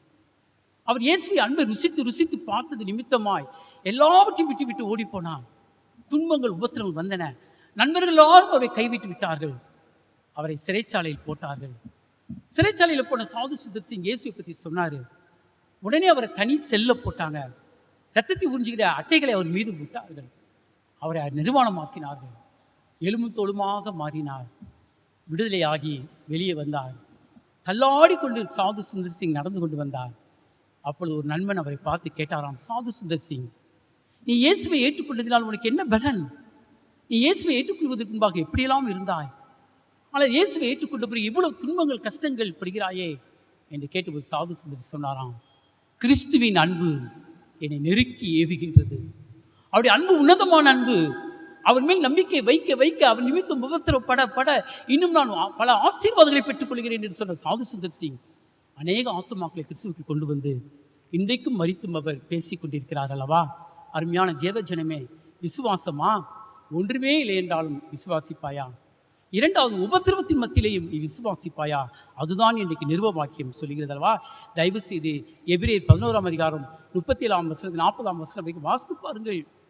அவர்கள் கொலை செய்யப்பட்டார்கள், கல்லெறியப்பட்டார்கள், வாளால் அரிக்கப்பட்டார்கள், சிங்கங்களின் தோள்களையும் புலிகளின் தோள்களையும் போர்த்துக்கொண்டு கல்லறைகளிலும் குகைகளிலும் அலைந்தார்கள். ஏன் தெரியுமா? விசுவாசத்தினாலே அவர்கள் இந்த பாடுகளையும் துன்பங்களையும் அனுபவித்தார்கள். விசுவாசத்தினாலே இந்த பாடுகளையும் துன்பங்களையும் அவர்கள் ஜெயம் எடுத்தார்கள் என்று சொல்லி நாம் பார்க்கின்றோம். அன்பார்ந்த தேவஜனமே, நீ உபத்திரவத்திலும் நீ ஆண்டவரை விசுவாசிப்பாயா? ஆக முதலாவது, ஒன்றுமே இல்லை என்றால் விசுவாசிப்பாயா? இரண்டாவது, உபத்திரவத்தில் விசுவாசிப்பாயா? மூன்றாவது, ஒன்றை சொல்லி முடிக்கிறேன், எந்த சூழலிலும் நீ இயேசுவை விசுவாசிப்பாயா? எந்த சூழலிலும், அது நன்மையோ தீமையோ, இயேசுவை விசுவாசிப்பாயா? பேதுரு வாழ்க்கையில் ஒரு சத்தியத்தை நன்றாக புரிந்து கொள்ளும் பிரியமானவர்களே. 2 படகு நிரம்பத்தக்க வெறுமையான படகு கொடுத்தாரு. வெறுமையான வறுமையான சூழல். ஆனால் இயேசுக்கு படகை கொடுத்துட்டாரு. அவர் திருப்பி கொடுப்பார்னு பேதுருக்கு தெரியாது. அதை எதிர்பார்த்து பேதுரு கொடுக்கல. ஆனால் ஆண்டவர் சும்மா கொடுக்கலங்க. அது 2 படகு நிரம்பத்தக்கதாக கொடுத்தாரு, அமிலத்தக்கதாக கொடுத்தாரு, வலை கிளியத்தக்க கொடுத்தாரு. ஆனால் பேதுரு பாருங்க, அவைகளெல்லாம் பெற்ற உடனே மாத்திரம் சந்தோஷமா அவர் போயிடல. அவைகளெல்லாம் விட்டு விட்டு இயேசுக்கு பின் சென்றார். என்ன அருமையான ஒரு சத்தியம் அல்லவா? இன்னைக்கு பணம், சொத்து, சுகம் நம்மளுக்கு வர வர இயேசுவை மறந்து விடுகிறோம் அல்லவா? அவருடைய ஊழியர்களை மறந்து விடுகிறோம் அல்லவா?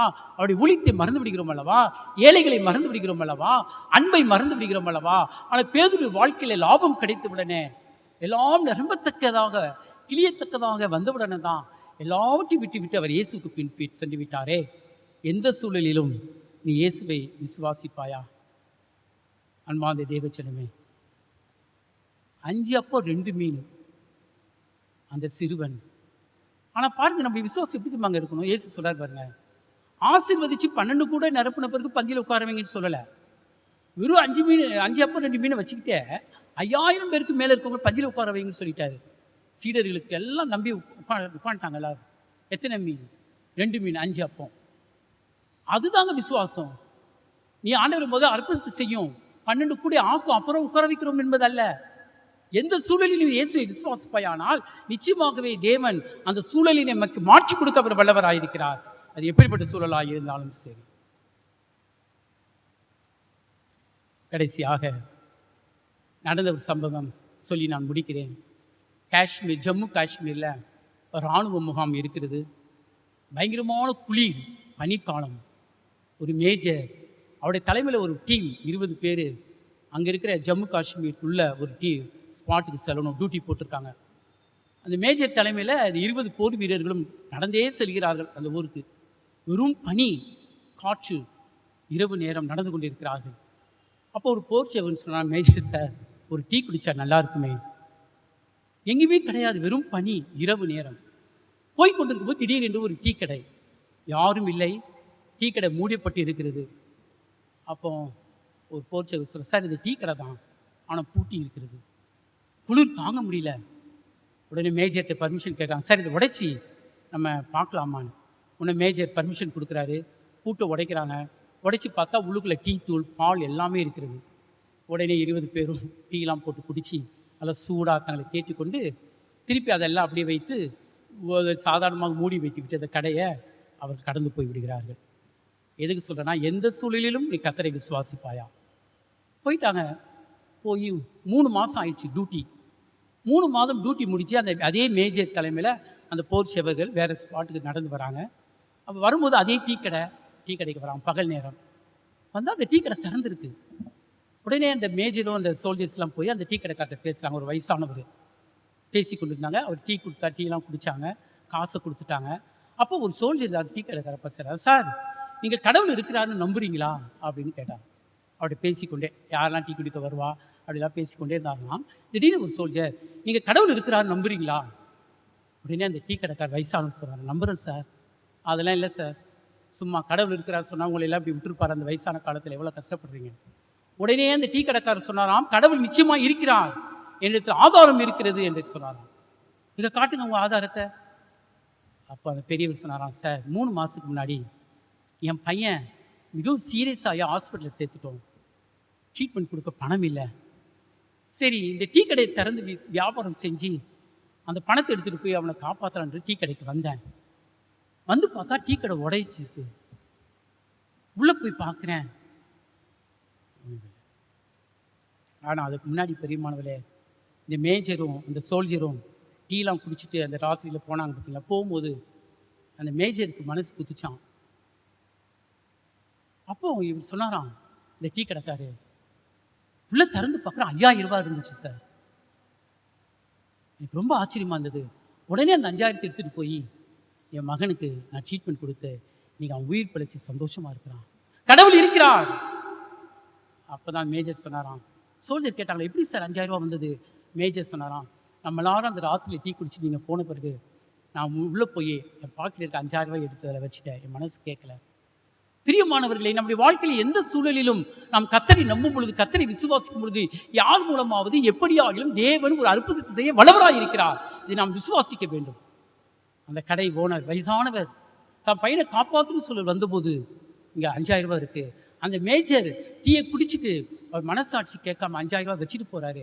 கடவுள் எந்த சூழலிலும் நம்மளுக்கு உதவி செய்ய வல்லவராய் இருக்கிறார். இன்னைக்கு விசுவாசிப்போமா? கர்த்தர் அவர் தீங்கு நாளிலே உங்களுக்கும் எனக்கும் அடைக்கலமாக இருக்கிறார். நாம் செய்ய வேண்டியது அவரை விசுவாசிக்க வேண்டும், அவரை நம்ப வேண்டும். ஆகவே இந்த திருத்துவ பண்டிகை பின்வரும் 5ஆம் ஞாயிற்றுக்கிழமையில அன்பார்ந்த தேவஜனமே, நான் பசுமையாய் வாழ என்ன செய்யணும்? கர்த்தரையே நம்ப வேண்டும். இந்த கொலை நோய் காலங்களில் கர்த்தரையே நம்ப வேண்டும். இந்த வியாதியின் காலங்களில் நாம் கர்த்தரையே நம்ப வேண்டும். செய்திகள், பல செய்திகள் வரலாம், முடியாது என்ற செய்திகள் வரலாம், அழியும் என்ற செய்திகள் வரலாம், ஒளியும் என்ற செய்திகள் வரலாம்.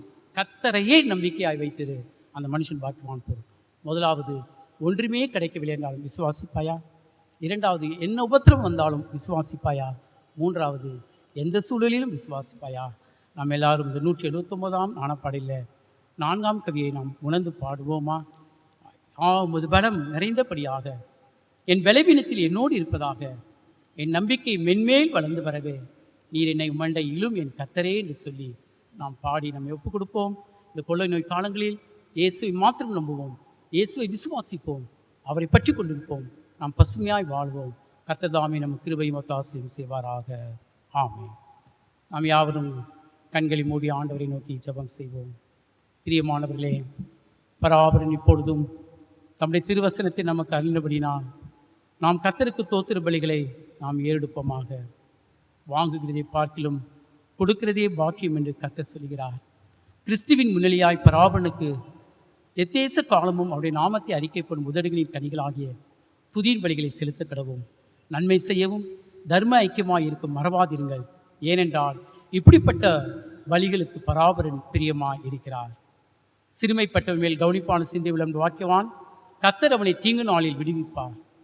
இயேசுநாதர் வாங்குகிறதை பார்க்கிலும் கொடுக்கிறதே பாக்கியம் என்கிறார். ஏழைக்கு இறங்குகிறவன் கர்த்தருக்கு கடன் கொடுக்கிறான், அவனுடைய உபகாரத்திற்காக இவர் அவனுக்கு பதில் அளிப்பார். பிரியமானவர்களே, சபையாரே, உங்களுக்கு அன்பான அறிவிப்புகள். நீங்கள் எல்லாரும் கர்த்தரின் நாமத்தினாலே அவருடைய கிருபையினாலே சுகத்தோடு பலத்தோடு இருப்பீர்கள் என்று நம்புகிறோம். உங்களுக்காக தொடர்ந்து ஜெபித்துக் கொண்டிருக்கிறோம். கர்த்தர் நம்மையும் நம்முடைய திருச்சபைகளையும் ஆசிரிப்பாராக.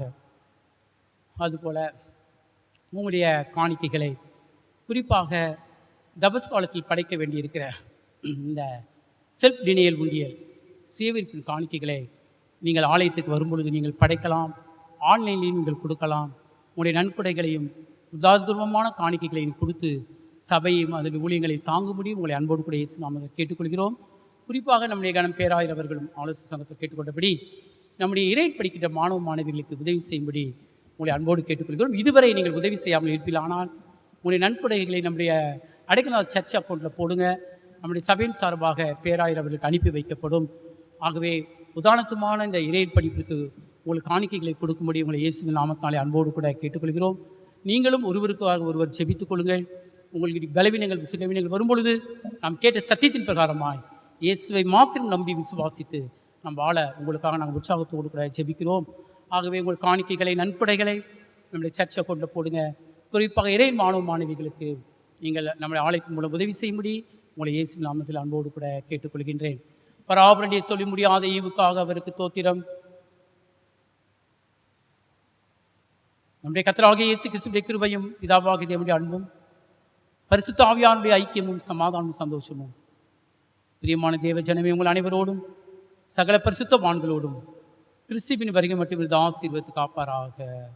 ஆமேன், ஆமேன். இப்பொழுது நாம் கேட்ட சத்தியத்தை மனதில் கொண்டு நாம் 179ஆம் நாணப்பாடலில் முதல் 4 கவிகளை நாம் பாடி அதற்கு பிறகு காணிக்கைகளுக்காக ஜெபம் செய்வோம். நாணப்பாடல் 179 முதலாம் கவி முதல் பாடுவோம். உன்னதமாகிய என் கர்த்தரே, மெய் விசுவாசத்தை கொடுக்கிறவர் நீர்தாமே. இப்பொழுதும் நான் உம்மண்டை சேருவதற்கு அது எண்ணில் மிகவும் குறைவாய் உள்ளதே. உணர்ந்து கண்ணீரோடு கூட நாம் இந்த பாடலை பாடி விசுவாசத்திற்காக இயேசுவிடத்தில் மன்றாடுவோமா?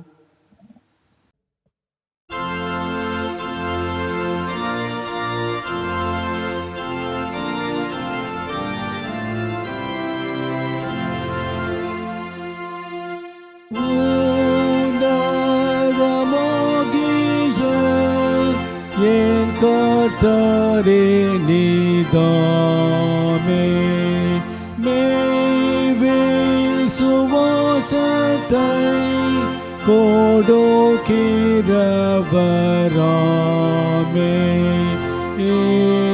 போதுமோமடை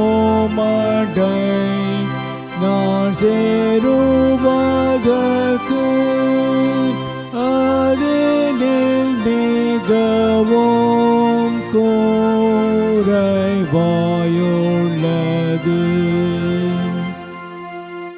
என் நம்பிக்கையெல்லாம்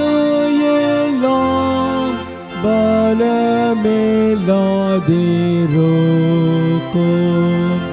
என் விசுவாசத்தை மிகவும் தடுக்கும் மகாதயாபரம் சகாய பண்ணுமே எவிடி கட்டிலே நான் கெஞ்சி கேட்கிறேன். நீரென்னை உமது கரத்தாலாதரித்து என் ஆத்துமத்துக்கு அன்பாய் பலமளித்து ஓ கடுகத்தனை இராதிரோக்கிற என் விசுவாசத்தை வளர்த்தியருள.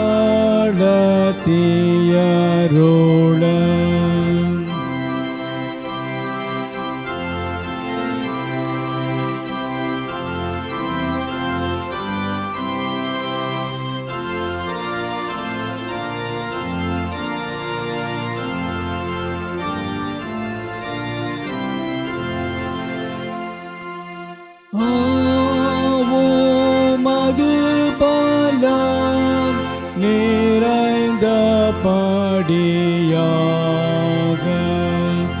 என் பலவீனத்தில் என்னோடிருப்பதாக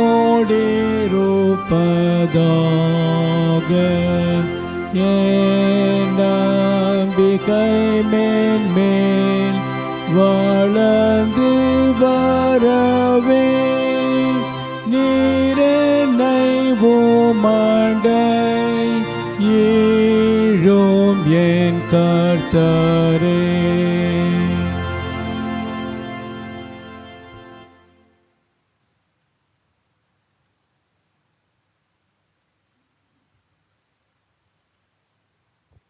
நாம் யாவரும் நம்முடைய இல்லங்களிலே முழங்கால் படிட்டு ஆண்டவரை நோக்கி ஜெபம் செய்வோம். ஒவ்வொரு விண்ணப்பத்திற்கு பிறகும் எங்கள் விண்ணப்பத்திற்கு செவி சாய்த்திலும் தயவுள்ள பிதாவே என்று சொல்லி நாம் எல்லாரும் ஜெபிக்கலாம். எல்லாரும் முழங்கால் படியிடுங்க. தேவனுடைய பிரசன்னத்தை உணர்ந்து எல்லாரும் ஆவியோடும் உண்மையோடும் தேவனை நோக்கி கூப்பிடுகிற நேரம். ஜெபம் செய்வோம். எல்லாம் வல்ல நித்திய கடவுளே, எங்கள் ஆண்டவராகிய இயேசு கிறிஸ்துவின் தந்தையே, உம்முடைய பிள்ளைகளாகிய நாங்கள் உமது முன்னிலையில் விண்ணப்பம் செய்ய வருகிறோம். எங்கள் பரம தந்தையே, எல்லோரையும் மீட்க வல்ல உமது பரிசுத்த வார்த்தையை உம்முடைய ஊழியக்காரர் திருச்சபையில் களைப்பின்றி போதிக்கவும், கிருபையின் சாதனங்களை அவர்கள் ஒழுங்காக வழங்கவும் அவர்களுக்கு தேவரீர் துணை செய்திருள வேண்டுமென்று உம்மை வேண்டிக் கொள்ளுகிறோம். எங்கள் விண்ணப்பத்திற்கு செவி சாய்த்திருளும் தயவுள்ள பிதாவே. எங்கள் நாட்டிற்கு மீட்பை பற்றிய நற்செய்தியை உம்முடைய ஊழியர்கள் வழியாக அனுப்பி எங்கள் சபைகளின் வளர்ச்சிக்காக ஜெபம் செய்வதோடு பல வகைகளில் உதவி செய்து வருகிற எங்கள் தாய் சபைகளை தேவரீர் உமது சத்தியத்தில் நிலைத்து நிற்கச் செய்து அவற்றின் மீது உம்முடைய ஆசீர்வாதத்தை பொழிந்தருள வேண்டுமென்று உம்மை வேண்டிக் கொள்ளுகிறோம். எங்கள் விண்ணப்பத்திற்கு செவி சாய்த்திருளும் தயவுள்ள பிதாவே. பிற நாடுகளில் நடத்தப்பட்டு வரும் திருப்பணியையும் அந்த நாடுகளில் இருக்கின்ற லுத்ரன் சபைகளையும் அனைத்துலக லுத்ரன் திருச்சபைகளின் கூட்டமைப்பு மன்றத்தையும் நமது நாட்டிலுள்ள 11 லுத்திரன் திருச்சபைகளை ஆசீர்வதிக்கவும், நாங்களும் மற்ற கிறிஸ்தவர்களும் உமது திருப்பெயருக்கு மகிமை உண்டாகும் வகையில் வாழ்க்கையை நடத்தி ஒருமைப்பாட்டில் வளர எங்களுக்கு உதவி செய்யவும் வேண்டும் என்று உம்மை வேண்டிக் கொள்கின்றோம். எங்கள் விண்ணப்பத்திற்கு செவி சாய்த்தருளும் தயவுள்ள பிதாவே. திருச்சபைக்கு புறம்பே இருக்கிற எல்லா மக்களையும், முக்கியமாக எங்கள் நாட்டில் இருக்கும் பிற மதத்தினரையும் உம்முடைய நற்செய்தியை கொண்டு வரவழைக்கவும், நாங்கள் செய்து வரும் திருப்பணிகளையும் அங்கே பணியாற்றும் உம்முடைய அடியாரையும் ஆசீர்வதிக்கவும், எங்கள் திருச்சபையில் அனைத்து வாரியங்களின் வழியாய் நடைபெற்று வரும் ஊழியங்களையும், தியாக்கோனிய வாரியத்தின் மூலமாக நடைபெறுகின்ற ஊழியங்களையும், சிறுவர் நலப்பணி இயக்கம், ஞாயிறு பள்ளிகள், இளையோர் இறைப்பணி இயக்கம், இளைஞர் இயக்கம், பெண்கள் ஐக்கிய சங்கம், ஆண்கள் ஐக்கிய சங்கங்கள் மூலம் நடைபெற்று வரும் ஊழியங்களை ஆசீர்வதிக்கவும், சீகன்பால்க் அருட்பணி ஊழியத்தின் மூலமாக செய்யப்படும் ஊழியங்களையும் அருட்பணியாளர்களையும் அருட்பணி தலங்களையும் ஆசீர்வதிக்கவும், இவ்வூழியத்திற்கென்று சபையில் வாலிபர்கள் எழுப்பப்பட துணை செய்திடலும். உம்மை தேடி வருகிற யாவரும் உண்மையாகவே மனமாற்றமடைந்து திருமுழுக்கின் வழியாய் உம்மை ஏற்றுக்கொண்டு உமது திருச்சபையில் சேரும்படி அருள் புரியவும் வேண்டுமென்று உம்மை வேண்டிக் கொள்கிறோம். எங்கள் விண்ணப்பத்திற்கு செவி சாய்த்தருளும் தயவுள்ள பிதாவே. கர்த்தாவே, உம்மை பற்றிய விசுவாசத்தில் திடப்படுவதற்காக போதனை பெற்று வருகிறவர்கள் உம்முடைய பரிசுத்த வார்த்தையை நன்றாக கற்றறிந்து மனமாற்றம் அடைந்து கிறிஸ்துவ விசுவாசத்தில் உறுதி பெற்று முடிவு மட்டும் உமது சத்தியத்தில் நிலைத்து நின்று வெற்றிகரமாக வாழ்க்கை நடத்த அவர்களுக்காக பரிசுத்த ஆவியானவரை கொண்டு துணை செய்திருள வேண்டும் என்று உம்மை வேண்டிக் கொள்கிறோம். எங்கள் விண்ணப்பத்திற்கு செவிசாய்த்தருளும் தயவுள்ள பிதாவே. அறுவடைக்கு ஆண்டவராகிய உமது அறுவடைக்கு உண்மையும் நேர்மையுமான ஊழியக்காரரை எங்களிடம் அனுப்பவும், மதுரை அரசரடியிலும் சென்னை குருகுலத்திலும் பெங்களூர் ஐக்கிய இறையியல் கல்லூரியிலும் திருப்பணிக்கென்று பயின்றுவிக்கப்படும் மாணவர்களையும் அவர்களுக்கு போதிக்கும் ஆசிரியர்களையும் உமது ஆவியினால் நிரப்பியருளும்.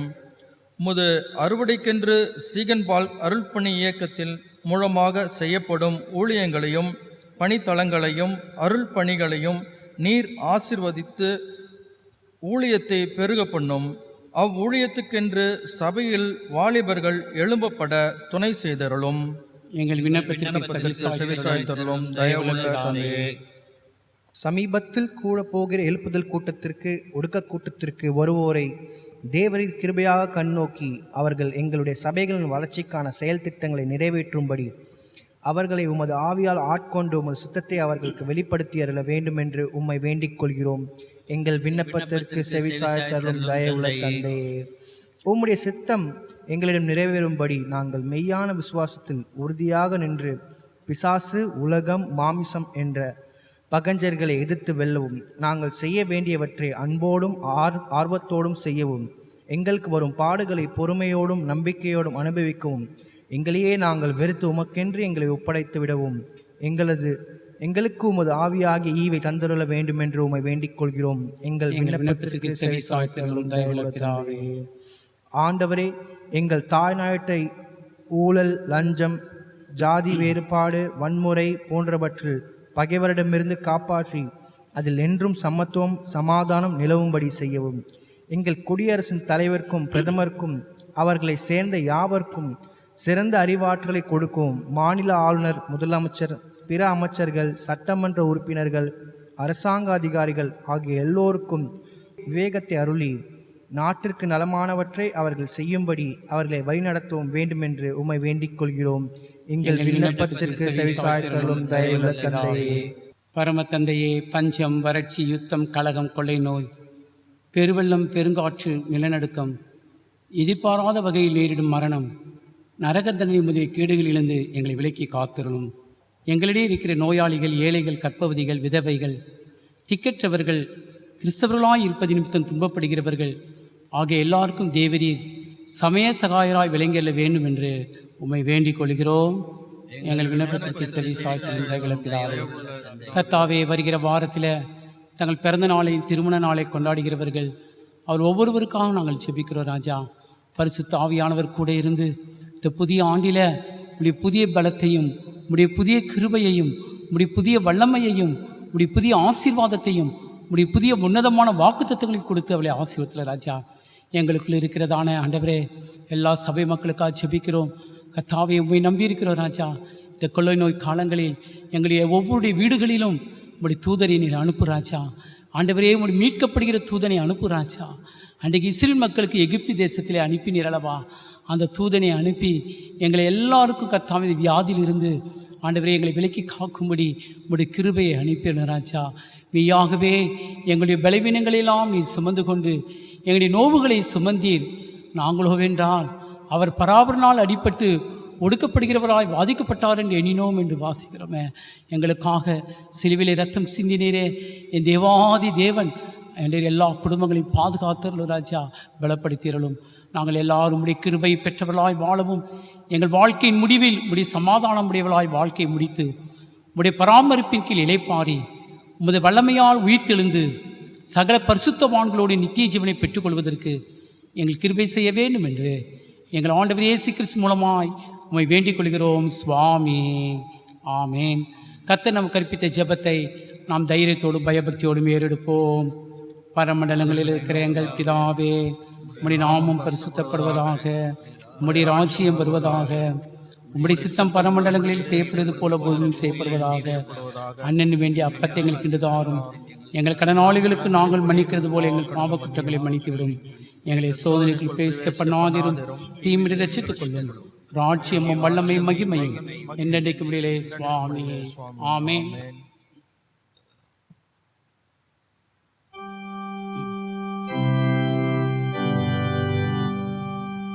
கர்த்தரானவர் உங்களோடு இருப்பாராக.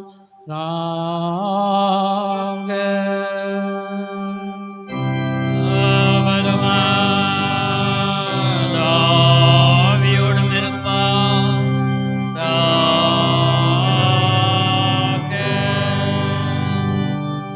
கர்த்தரானவர் உன்னை ஆசீர்வதித்து உன்னை காப்பாராக. கர்த்தரானவர் தமது திருமுகத்தை உன்மேல் பிரசன்னமாக்கி உன் பேரில் கிருபையாயிருப்பாராக. கர்த்தரானவர் தம்முடைய திருமுகத்தை உன்மேல் ஏறெடுத்து உனக்கு சமாதானம் தந்தருளு வாராக.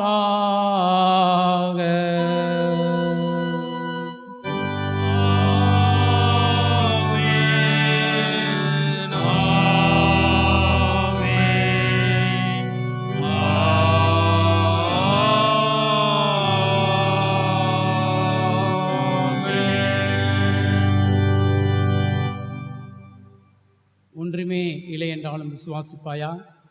உபத்திரப்பட்டாலும் விசுவாசிப்பாயா?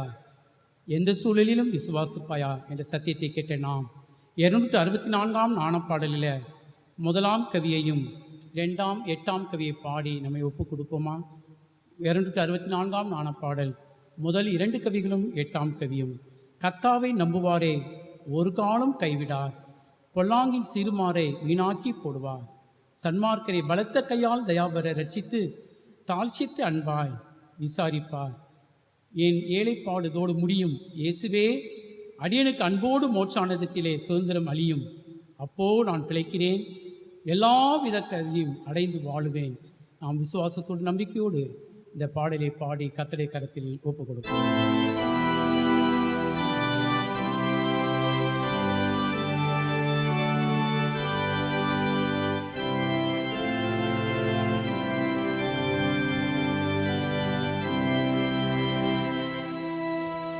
கர்த்தாவை நம்புவாரை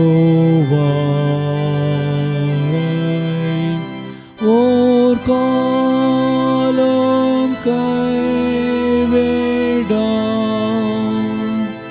பொல்லாரின் சிறுமாரை வீணாக்கி போடுவான். சன்மார்க்கரை மார்க்கரை பலத்த கையால் தயாபர ரட்சித்து தாய்ச்சியற்ற அன்பாய் விசாரிப்பான்.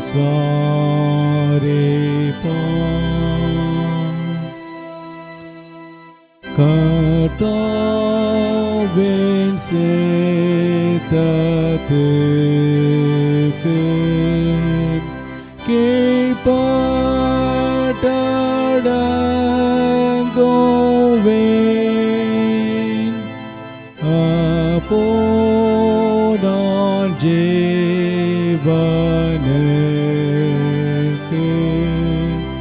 நேரே நடக்கிறேன். லௌகிக வாழ்வின் பாதை வேண்டாம் நானே சுவை பின்பற்றி எங்கே பாதை சகித்தலே மேன்மை. என் ஏழை பாடித்தோடே மூடியோமே சுவேன்.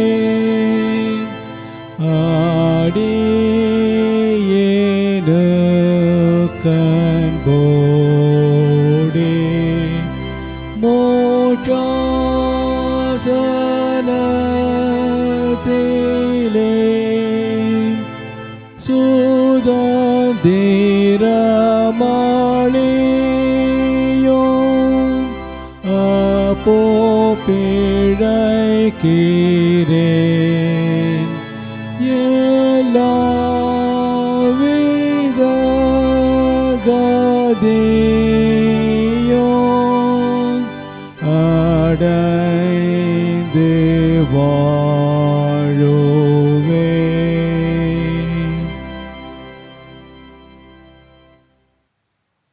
கர்த்தர் நமக்கு கொடுத்த செய்திக்காக, அவர் கொடுத்த உன்னதமான வார்த்தைக்காக, அந்த விசுவாசத்தை வர்த்திக்க பண்ணிப்பதற்காக நம் கரங்களை வைத்து கர்த்தரை ஸ்தோத்திரிப்போம். என் ஆத்துமாவே கர்த்தரை ஸ்தோத்திரி, என் முழுவதுமே ஸ்தோத்திரி. என் ஆத்துமாவே கர்த்தரை ஸ்தோத்திரி. கர்த்தர் செய்த சகல உபகாரங்களையும் மறவாதே. ஆமென். நம் கர்த்தரிடத்தில் கெஞ்சி மன்றாடி சொல்லுவோம். சுவாமி கிருபையாயிரும், கிறிஸ்துவே கிருபையாயிரும், சுவாமி கிருபையாயிரும். ஆமென். பராபரனுக்கு ஸ்தோத்திரம்.